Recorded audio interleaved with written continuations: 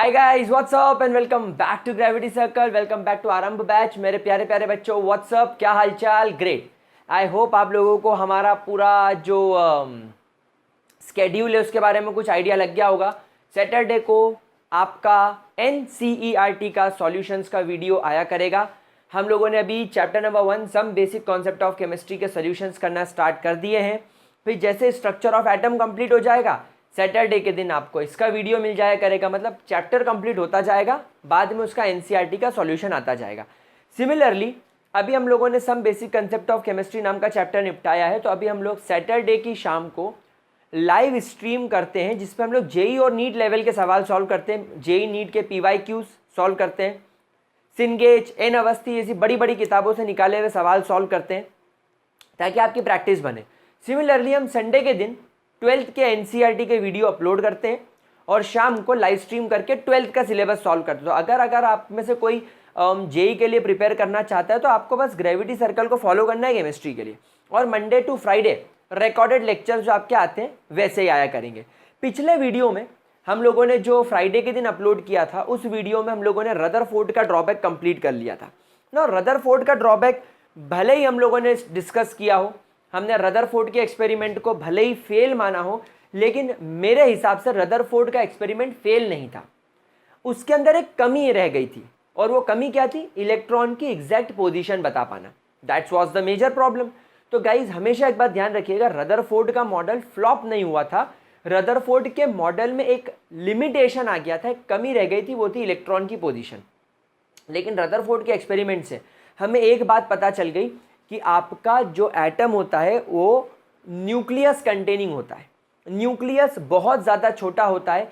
Atomic radius के मुकाबले nucleus का रेडियस, या एटॉमिक साइज के मुकाबले न्यूक्लियस का साइज 10,000 गुना तक छोटा हो सकता है। अगर atomic size 10 to the power -10 meters होगा, तो न्यूक्लियस का size 10 to the power -15 meters होगा, लगभग 10,000 गुना छोटा। तो यहाँ पर हम लोगों ने चीज़ डिस्कस करी। वहाँ पर कॉन्फ्रेंस में जितने भी लोग आए थे, उन सब ने रदरफोर्ड को बोला कि आपका मॉडल भले ही फ्लॉप हो गया हो, लेकिन हम न्यूक्लियस को एक्सेप्ट करेंगे। आज से एटम के अंदर एक न्यूक्लियस नाम की चीज़ होती है, हम उसको एक्सेप्ट करेंगे। दूसरी बात हमने बोला कि हमारा जो न्यूक्लियस होता है, न्यूक्लियस के अंदर एटम के सारे प्रोटॉन भरे पड़े होते हैं। हम इस बात को भी मानेंगे, और हम इस बात को भी मानेंगे कि इन फ्यूचर एक ऐसा पार्टिकल भी प्रेजेंट होगा एक एटम के अंदर, जिसके अंदर मास होगा लेकिन चार्ज नहीं होगा, और वो भी न्यूक्लियस के अंदर ही मिलेगा, क्योंकि न्यूक्लियस रदरफोर्ड का सिर्फ पॉजिटिवली चार्ज नहीं था, बल्कि भारी था, मैसिव था, भारी भरकम था। तो ये बात सब लोगों ने बोली। एंड आप लोग सब जानते ही हो, बाद में 1932 में जब चैडविक ने न्यूक्लियस के अंदर न्यूट्रॉन्स की डिस्कवरी करी, तब सबको ये बात पता चल गई कि हाँ भाई साहब, एटम के अंदर न्यूट्रॉन्स होते हैं। नाउ गाइस, वहां से एक मेजर सवाल हमारे सामने खड़ा हुआ कि what will be the stability of a nucleus. सबके मन में एक सवाल आता होगा कि यार स्टेबिलिटी ऑफ न्यूक्लियस कैसे पता लगाएं। देखो, बहुत सारे बच्चों के मन में सवाल है कि सर, अगर न्यूक्लियस के अंदर सारे सारे सारे सारे प्रोटॉन्स भरे हैं, तो there might be some chances of repulsion. तो जैसा मैंने आपको पिछले लेक्चर में बताया था कि न्यूक्लियस के अंदर सिर्फ प्रोटॉन्स नहीं होते, क्योंकि प्रोटॉन और दूसरा प्रोटॉन अगर पास पास रख दिया जाएगा तो वो रिपल्शन कॉज करेगा। तो हर प्रोटॉन्स के बीच में न्यूट्रॉन्स अवेलेबल होते हैं।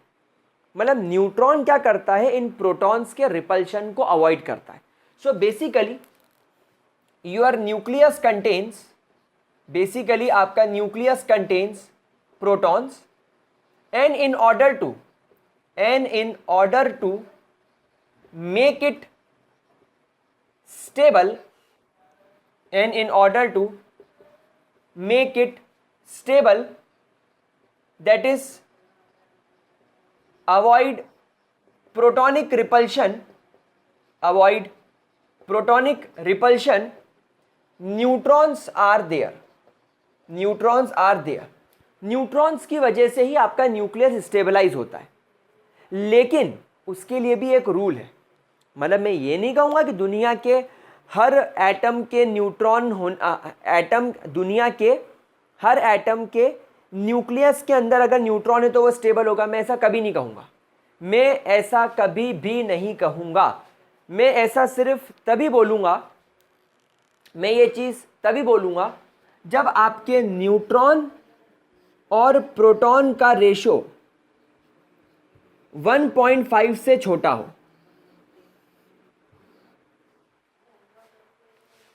समझ में आ रही बात? मतलब एक एटम के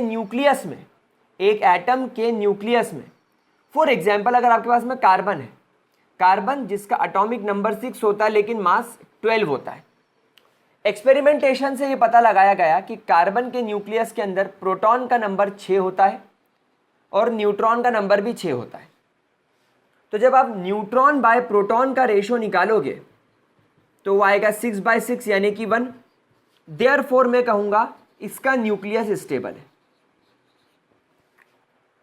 सिमिलरली मैं एक और एग्जांपल उठाऊंगा। फॉर एग्जांपल मान लो मेरे पास में यहाँ पर आर्गॉन है, एटॉमिक नंबर इसका 18 होता है बट मास इसका 40 होता है। जब हमने इसका एक्सपेरिमेंटेशन किया तो हमें पता लगा कि इसके अंदर प्रोटॉन तो 18 होते हैं लेकिन न्यूट्रॉन इसके अंदर 22 होते हैं।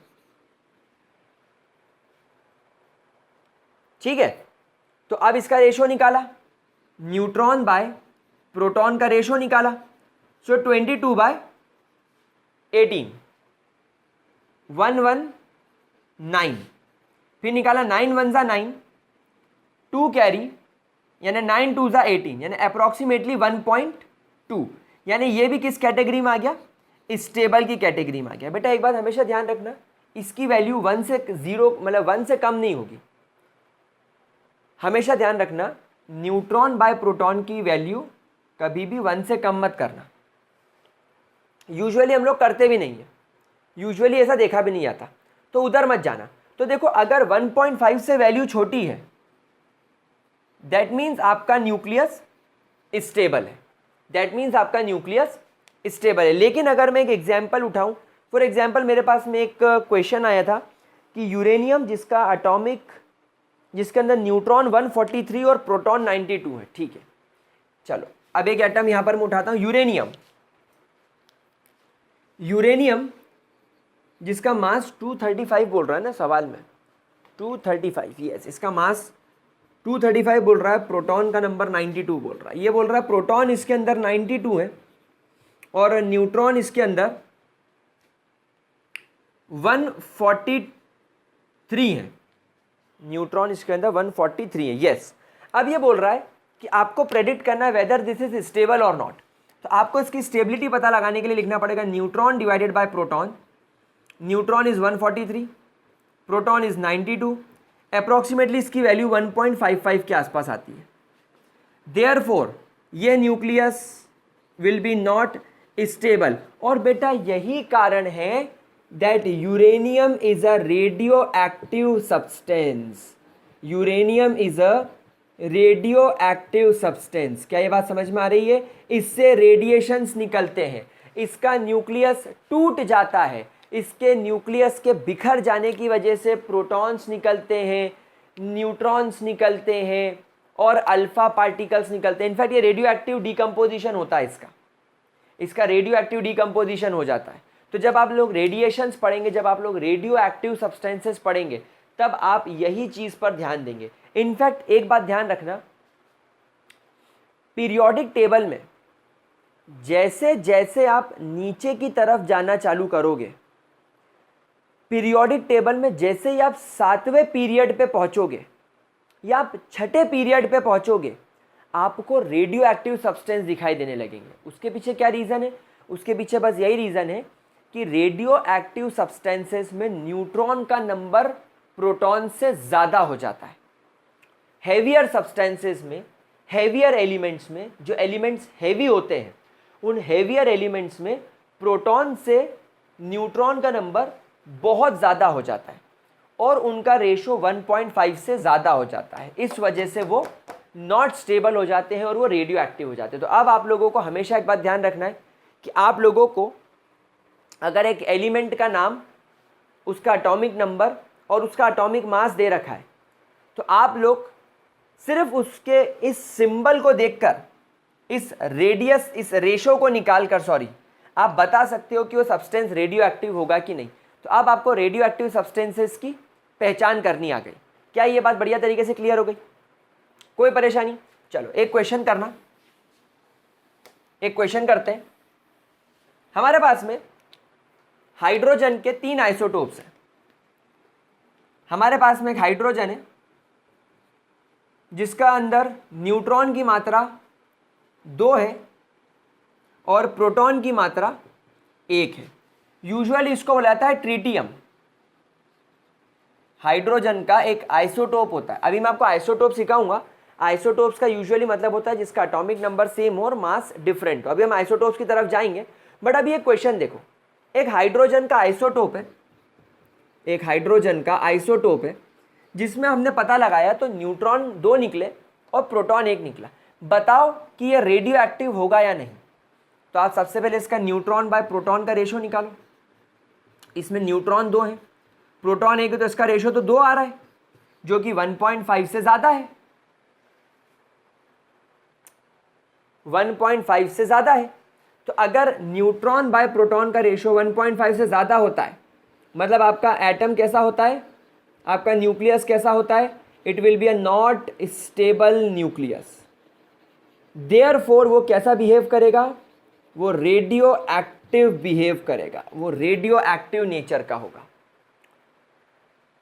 क्या ये बात समझ में आ गई। वहीं पर अगर आपके न्यूट्रॉन बाय प्रोटॉन का रेशो 1.5 से छोटा हुआ, तब आप बोलेंगे कि आपका एटम का जो न्यूक्लियस है वो कैसा है, वो स्टेबल है, यानी आपका सब्सटेंस रेडियो एक्टिव नहीं है। तो यहां पर आपका जो ट्रिटियम है वो कैसा निकला, tritium is radio active in nature, radiations cause करेगा, रेडियो एक्टिव नेचर का होगा फॉर 100% श्योर। क्या बात समझ में आ गई मेरे प्यारे बच्चा लोग। Is that very much clear to you. शाबाश। तो यहां पर हम लोगों ने स्टेबिलिटी ऑफ न्यूक्लियस के बारे में इंपॉर्टेंट चीज डिस्कस कर ली। पता होना चाहिए क्योंकि ये फिजिक्स वगैरह में भी आपको काम में आएगा, केमिस्ट्री में भी काम में आएगा। खैर फिजिक्स में जब आप रेडिएशंस या रेडियो एक्टिविटी पढ़ेंगे और मॉडर्न फिजिक्स के अंदर जब आप लोग रेडिएशंस वगैरह पढ़ते हो तब ये चीज़ काम में आती है। ठीक है, एक छोटा सा अपडेट, वैसे तो ये अपडेट आप लोगों के लिए नहीं है।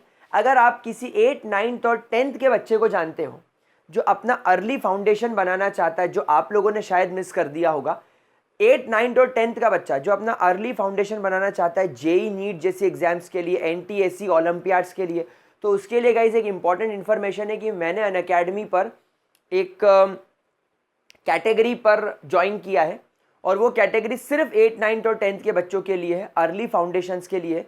उसकी कंप्लीट इन्फॉर्मेशन मैंने नीचे डिस्क्रिप्शन बॉक्स में दे रखी है। उन डिज़ायरेबल बच्चों के साथ, उन नीडी बच्चों के साथ जिनको उस चीज़ की नीड है, ज़रूर शेयर कीजिएगा। आगे बढ़ते हैं और हम लोग अब कुछ इंपॉर्टेंट चीज़ों के बारे में डिस्कशन करना चाहते हैं। That is atomic number, atomic number denoted by Z and atomic mass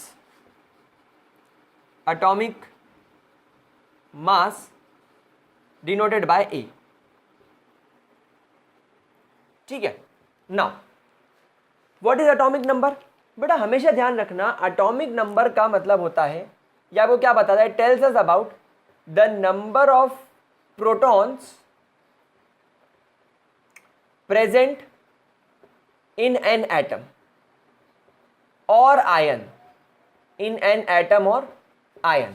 वहीं पर इसकी मेरे पास में एक और डेफिनेशन होती है, it is the number of protons and electrons present in N neutral atom. देखो दोनों डेफिनेशन में कोई ज्यादा फर्क नहीं है, बट एक बात हमेशा ध्यान रखना, अगर आपके पास में आयन है तो आप लोगों को कुछ चेंजेस देखने को मिलते हैं। देखो ये बात आप सब बचपन से पढ़ के आए हो कि अगर मेरे पास में सोडियम नाम का एटम है और अगर मेरे पास में क्लोरीन नाम का एटम है तो सोडियम का एटॉमिक नंबर 11 होता है। अभी क्योंकि ये न्यूट्रल एटम है, अभी क्योंकि ये न्यूट्रल एटम है, मैं इसमें क्या बोल सकता हूं कि इसमें एटॉमिक नंबर आपको बताता है कि इस एटम में कितने प्रोटॉन और कितने इलेक्ट्रॉन हैं। तो क्योंकि एटॉमिक नंबर 11 है, देयरफॉर मैं आंख बंद करके बोल सकता हूं कि इसमें 11 प्रोटॉन और 11 इलेक्ट्रॉन है। लेकिन जैसे ही ये अपने एक इलेक्ट्रॉन को लूज करके सोडियम केटायन का फॉर्मेशन करता है। एटॉमिक नंबर तो बेटा अभी भी 11 होगा, एटॉमिक नंबर थोड़ी बदलेगा। हमेशा ध्यान रखना, अगर तुमने एटॉमिक नंबर बदल दिया तो एटम की आइडेंटिटी बदल जाएगी, क्योंकि अगर तुमने इसके एक इलेक्ट्रॉन को निकाल के एटॉमिक नंबर 10 लिखने की गलती करी तो फिर ये नियॉन बन जाएगा, जो कि गलत है। सोडियम में 11 ही होगा, किसी भी फॉर्म में चला जाए, कितने इलेक्ट्रॉन छोड़ दे, कितने इलेक्ट्रॉन ले ले, एटॉमिक नंबर कभी नहीं बदलेगा। तो एटॉमिक नंबर अभी भी 11 है। देयरफॉर इसमें इलेक्ट्रॉन का नंबर तो चेंज हो गया, इलेक्ट्रॉन का नंबर तो इसमें चेंज हो गया 100%। लेकिन एटॉमिक नंबर सेम होने का मतलब क्या है कि प्रोटॉन का नंबर नहीं बदला। इसलिए हमेशा ध्यान रखना कि भले ही एटम आ जाए या भले ही प्रोटॉन आयन आ जाए, आपको यह बात ध्यान रखनी है कि एटॉमिक नंबर सिग्निफाई करता है कि उस एटम या आयन में कितने प्रोटॉन्स हैं। एटम हो या आयन हो, उसमें कितने प्रोटॉन हैं, यह एटॉमिक नंबर सिग्निफाई करता है। लेकिन अगर तुम्हारा एटम न्यूट्रल है, फॉर एग्जाम्पल अगर आपका एटम न्यूट्रल है, तो फिर आप उसमें इलेक्ट्रॉन की संख्या भी पता लगा सकते हो, इलेक्ट्रॉन का अमाउंट आप पता लगा सकते हो। जैसे एक और एग्जाम्पल लेते क्लोरीन, अभी ये न्यूट्रल है, तो देयरफॉर एटॉमिक नंबर 17 होने का मतलब है कि इसमें 17 प्रोटॉन और 17 इलेक्ट्रॉन होंगे। लेकिन जैसे ही इसने एक इलेक्ट्रॉन एक्सेप्ट किया, ये Cl नेगेटिव बन जाता है। देयरफॉर इसमें प्रोटॉन तो अभी भी 17 होंगे, क्योंकि एटॉमिक नंबर तो 17 ही है, लेकिन एक इलेक्ट्रॉन एक्स्ट्रा आ जाने की वजह से इसमें इलेक्ट्रॉन का नंबर बढ़ गया। तो हमेशा ध्यान रखना, आयंस में इलेक्ट्रॉन का नंबर फ्लक्चुएट होता है, आयंस में इलेक्ट्रॉन का नंबर बढ़ता घटता रहता है, इंक्रीज और डिक्रीज होता रहता है। इसलिए आयंस में कभी भी आप लोग इलेक्ट्रॉन के बेसिस पर एटॉमिक नंबर नहीं पता लगाओगे, सिर्फ प्रोटॉन के बेसिस पर लगाओगे। तो अगर तुमको किसी भी आयन का एटॉमिक नंबर दे रखा है तो आप सिर्फ उसके प्रोटॉन की वैल्यू लिखोगे, इलेक्ट्रॉन की नहीं। तो ये आप लोगों को पता चल गया, ग्रेट। तो व्हाट इज एटॉमिक नंबर? आयंस में it tells us about number of proton.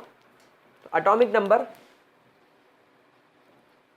जिसको आप Z से डिनोट करते हो, it is nothing but number of protons, और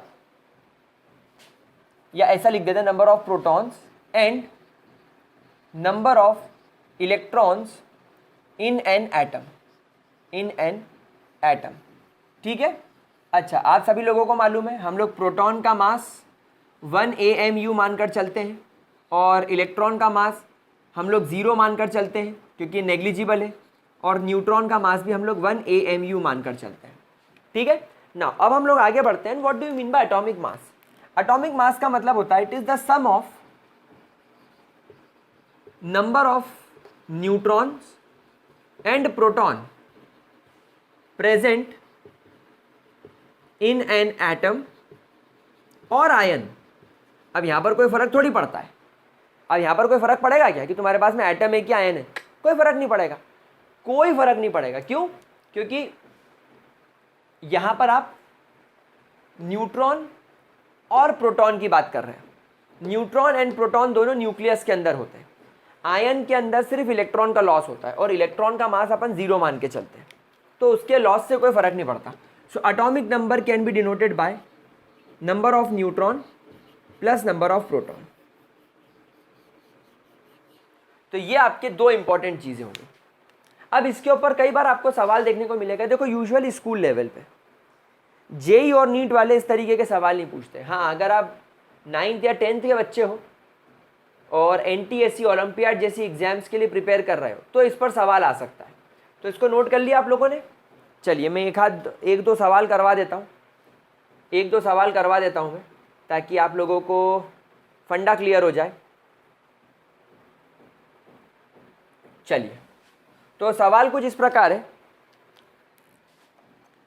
an element X have atomic number 17 and atomic mass 37. Find the number of neutron, proton and electrons in it, ये आपको दे रखा है। अब देखो यहाँ पर जैसे ही आपने देखा कि आपके पास में एलिमेंट एक्स है जिसका एटॉमिक नंबर 17 है, तो आपने तुरंत लिखा एटॉमिक नंबर यानी Z इज इक्वल टू 17।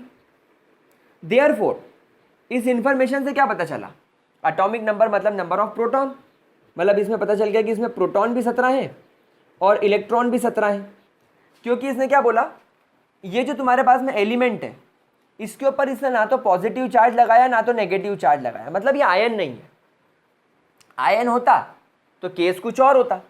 फिर इसने बोला कि इसका एटॉमिक मास 37 है और अभी आपसे पूछ रहा है कि न्यूट्रॉन का नंबर भी बताओ। तो मैं ये फॉर्मूला जानता हूँ that atomic mass is equal to number of neutron plus number of proton. Atomic mass है 37, न्यूट्रॉन पता लगाना है, प्रोटॉन का नंबर आ गया 17, so neutron will become equal to 20, मतलब इसके अंदर कितने न्यूट्रॉन्स हैं, 20 न्यूट्रॉन्स हैं। क्या बात समझ में आ गई बच्चा लोग? Is that very much clear to you? एक हाथ सवाल और निपटा लेते हैं, एक दो सवाल और कर लेते हैं ताकि आप लोगों को कॉन्सेप्ट क्लियर हो जाए। कौन सा कराऊं? Calculate the number of proton, neutron and electron in boron. आपको कुछ ऐसा दे रखा है, boron atomic number 35 and atomic mass 80, हाँ, और इसके अंदर बोल रखा है आप लोगों को find proton, neutron and electron. तो भैया कैसन सॉल्व करत रहल बा, कैसन सॉल्व करत रहल बा? तो भाई देखो ऐसन सॉल्व करत रहल बा कि सबसे पहले हम लिखेंगे atomic mass is equal to number of proton plus number of neutron. लेकिन उसके पहले मेरे पास में मास तो 80 है, लेकिन यहाँ पर मुझे दिख रहा है कि एटॉमिक नंबर 35 होने का मतलब है कि इसमें प्रोटॉन भी 35 है, 35, और इलेक्ट्रॉन भी 35 है। तो यहाँ पर मैंने प्रोटॉन की जगह लिख दिया 35 यानी 35 और न्यूट्रॉन हो गया 0, मतलब पता लगाना है। तो हो जाएगा 80 माइनस 35, तो 5 7 में 3 गया 45, सो न्यूट्रॉन का नंबर हो गया 45। तो देखो इस तरीके के सवाल बच्चा लोग आपको आ सकते हैं, ठीक है। चलो एक क्वेश्चन और लगाते हैं। आपके पास में एक एलिमेंट है, an element X have atomic mass 27 and atomic number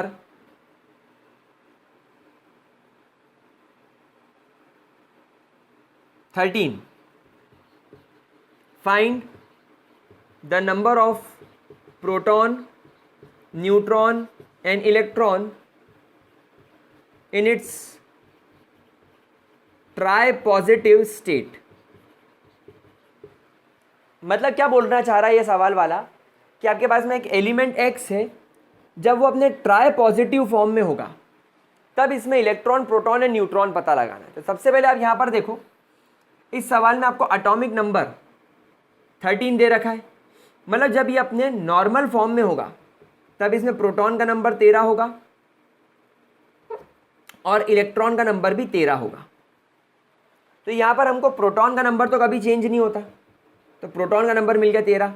electron का नंबर क्या होगा भाई? इलेक्ट्रॉन इसके पास में 13 थे लेकिन 3 इलेक्ट्रॉन छोड़ दिए, तो अब बचे 10 इलेक्ट्रॉन, तो इसका आंसर हो गया 10 इलेक्ट्रॉन। इसके पास 10 इलेक्ट्रॉन 13 प्रोटॉन होंगे। चलिए न्यूट्रॉन निकालते हैं। A is equal to neutron plus proton. Proton कितने हैं? 13, एटॉमिक नंबर कितना है? 27, सो न्यूट्रॉन कितना हो जाएगा? न्यूट्रॉन हो जाएगा 14, so neutron will become equal to 14। तो इस तरीके के सवाल बेटा आपको आएंगे, ठीक है ना। चलिए now without wasting any time let's move further, आगे बढ़ते हैं। और इस तरीके से आप एक एलिमेंट को कैसे सिंबलाइज कर सकते हो, रिप्रेजेंट कर सकते हो, how you can represent any element by using this. आप हमेशा ध्यान रखना, किसी भी एटम को अगर आपको रिप्रेजेंट करना हो तो representation of any element can be done like this. देखो सबसे पहले आप उसका लिखेंगे यहाँ पर सिंबल, तो ये हो गया आपका सिंबल। दिस इज द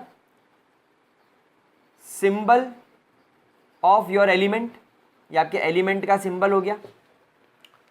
आप हमेशा याद रखिएगा एटॉमिक नंबर हमेशा नीचे आएगा और एटॉमिक मास हमेशा ऊपर आएगा। So this will be your atomic mass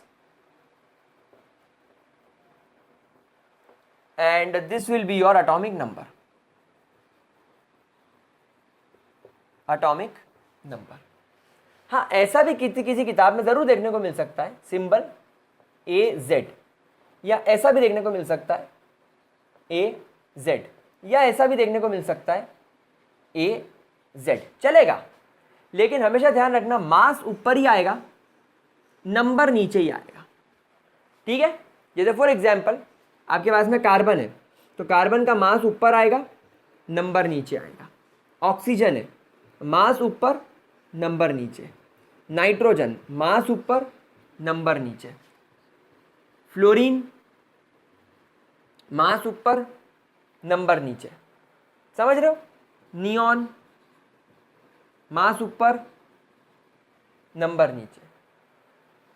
potassium मास ऊपर नंबर नीचे। क्लोरीन मास ऊपर नंबर नीचे। This is how you can always represent, ठीक है। कोई परेशानी, स्क्रीनशॉट ले लिया, आगे बढ़े, ग्रेट। तो ये हो गया आपका रिप्रेजेंटेशन। चलिए अब कुछ और बेसिक टर्मिनोलॉजी समझ लेते हैं, क्योंकि अभी अभी हम लोगों को न्यूक्लियस के बारे में पता चल गया तो एटम की इतनी सारी इंफॉर्मेशन निकल आई। देखो आप कितनी मस्त बात है। तो एक हमें टर्म आती है आइसोटोप्स, एक टर्म हमारे सामने आती है आइसोबार्स, और एक टर्म हमारे सामने आती है आइसो इलेक्ट्रॉन्स। आइसोटोप्स, आइसोबार्स और आइसो इलेक्ट्रॉन्स। अब ये क्या होता है देखो, अपन फटाफट से इसको समझते हैं, टाइम वेस्ट नहीं करेंगे। What are isotopes? जिनका एटॉमिक नंबर तो सेम होता है बट एटॉमिक मास डिफरेंट होता है। आइसोटोप्स का मतलब क्या होता है? जिनका एटॉमिक नंबर डिफरेंट होता है बट एटॉमिक मास सेम होता है। एंड आइसो इलेक्ट्रॉन्स का मतलब क्या होता है? That have only same number of electrons, same number of electrons, either ions और एटम्स, कोई भी हो। एग्जाम्पल देखते हैं।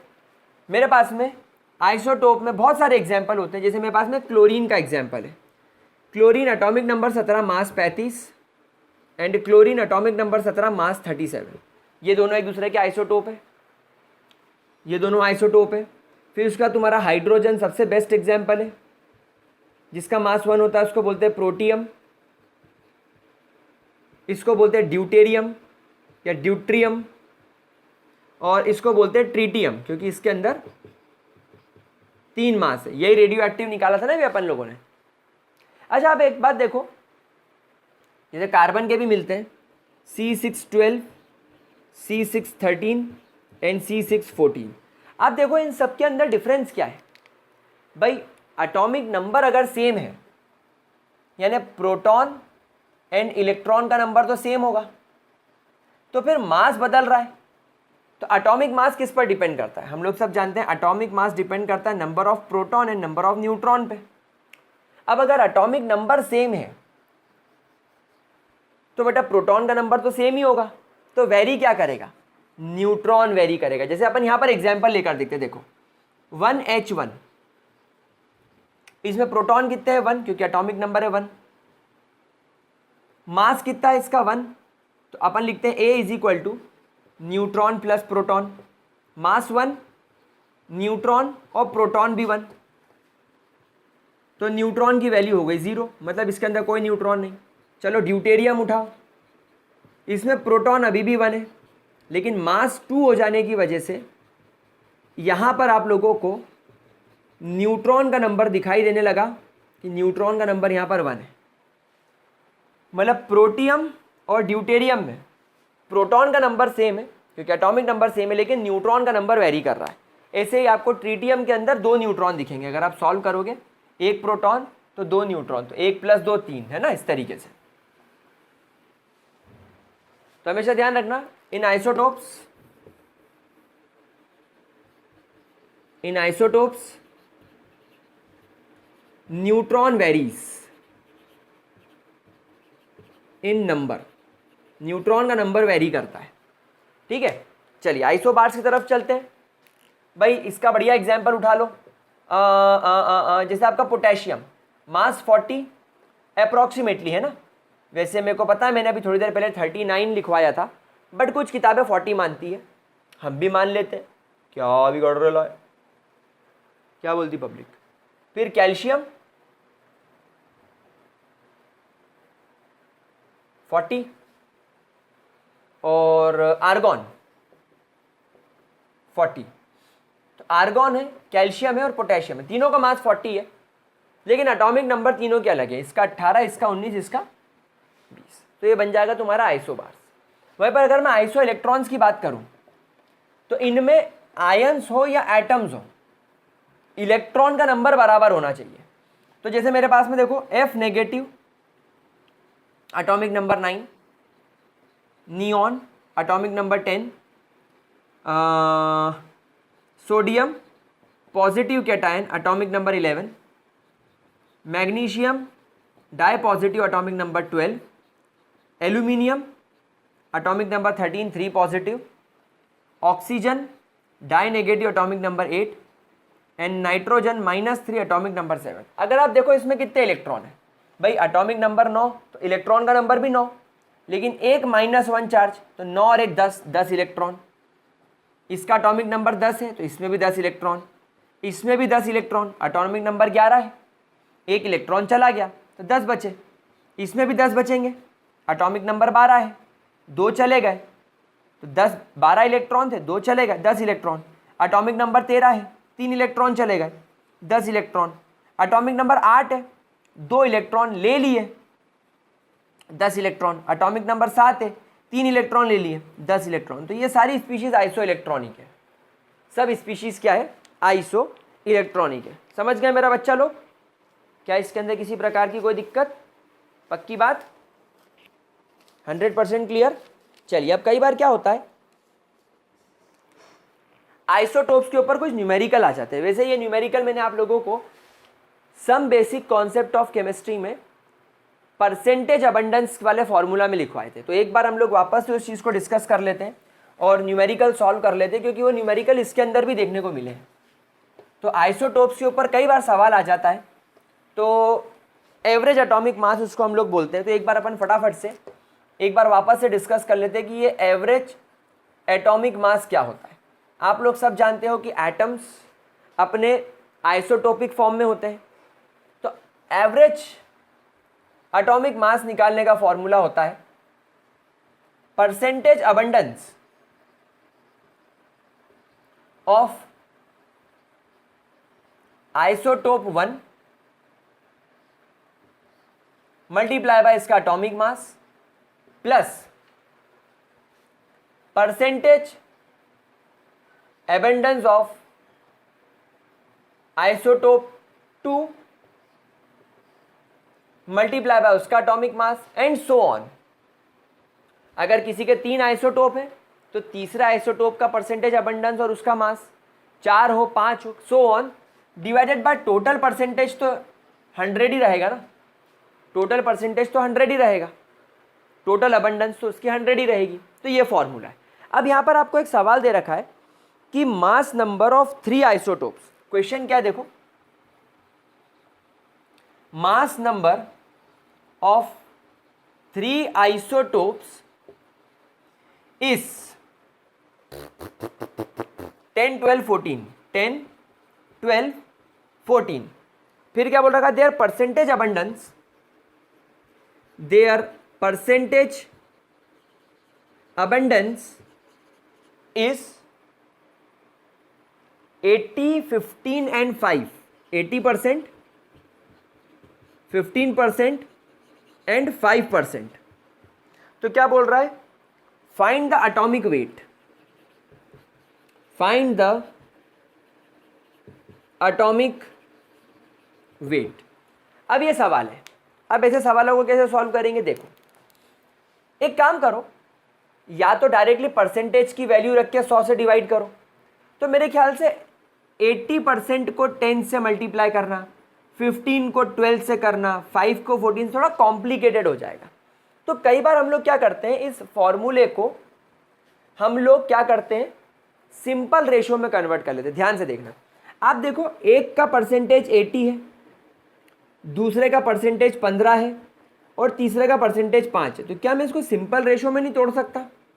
5 1 ज़ा 5, 5 3 ज़ा 15, 5 1 ज़ा 5, 3 कैरी एंड 16। तो ये 16:3:1 के रेशियो में चला गया। तो ये इनके वो हो गए परसेंटेज अबंडेंस। अब नीचे क्या है, 100 मतलब टोटल अबंडेंस। टोटल अबंडेंस, अब अगर आप परसेंटेज में ले रहे हो तो टोटल अबंडेंस 100% होगी, और अगर आप परसेंटेज में नहीं, अगर आप इस तरीके से सिंपल रेशियो में ले रहे हो तो बेटा सिंपल रेशियो में फिर आपको टोटल अबंडेंस निकालना पड़ेगा। सो देयरफॉर टोटल अबंडेंस कितना हो जाएगा, 16 + 3 + 1 यानी कि 20। बस बन गया तुम्हारा फॉर्मूला, लगाओ। तो average atomic mass will become equal to, पहले वाले का जिसका मास 10 है, उसका परसेंटेज अबंडेंस कितना है, 16, प्लस दूसरा वाला जिसका एवरेज रेशियो 3 आया परसेंटेज अबंडेंस का, उसका मास है 12, और तीसरा जिसका परसेंटेज अबंडेंस 1 निकला सिंपल रेशियो में, उसका मास है 14 डिवाइडेड बाय टोटल अबंडेंस 20। ये 20 निकाला ना मैंने, तो क्या हो जाएगा, 160, 36, 14 डिवाइडेड बाय 20। 160, 4 और 6 10, 1 कैरी 3 4 5 अपॉन 20, यानी कि 210 डिवाइडेड बाय 20, यानी 2 से 2 गया, 21 डिवाइडेड बाय 2, यानी 10.5 is the average atomic mass. आई बात समझ में मेरा प्यारा बच्चा लोग, मेरा प्यारा गुलगुला, मेरा बकुड़ा? कोई परेशानी? ठीक है, एक क्वेश्चन और करा देता हूं, क्योंकि अभी लेटेस्ट नीट में मैंने सवाल देखा था। अभी किस दिन की बात है, मैं सैटरडे को जो क्लास करा रहा था, सैटरडे को जब मैं लाइव आया था और मैं नीट के PYQs करवा रहा था, तो नीट के PYQ में एक सवाल आया था, तो वो सवाल मैंने वहाँ पर करवा दिया, इसलिए वो सवाल यहाँ नहीं करवा रहा हूँ, वो लाइव सेशन में मैं करवा चुका हूँ some basic concept of chemistry में, लेकिन उससे मिलता जुलता एक सवाल है। वैसे तो ये हर NCERT में आपको मिल जाएगा, it is a very common question, लेकिन देखो इसका कॉन्सेप्ट है, ये कह रहा है नेचुरली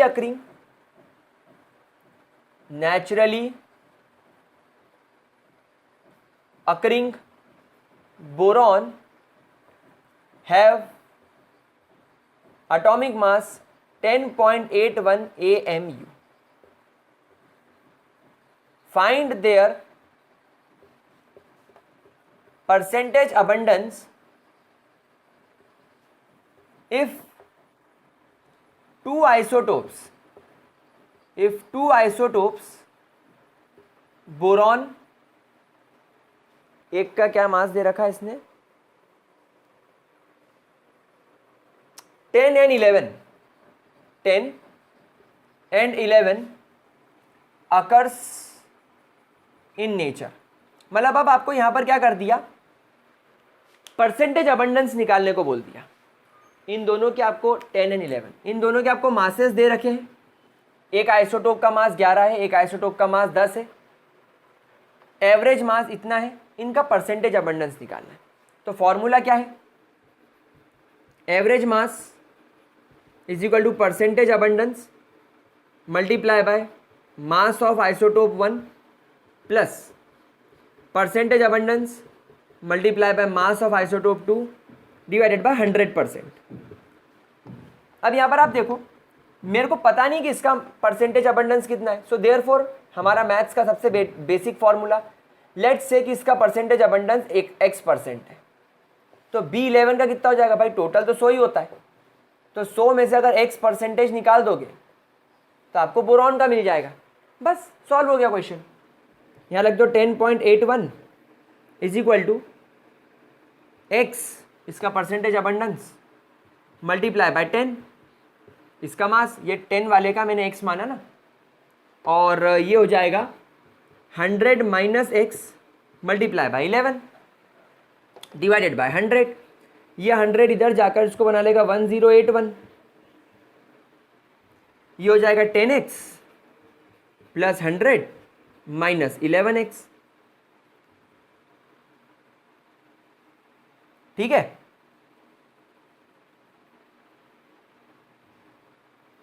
अब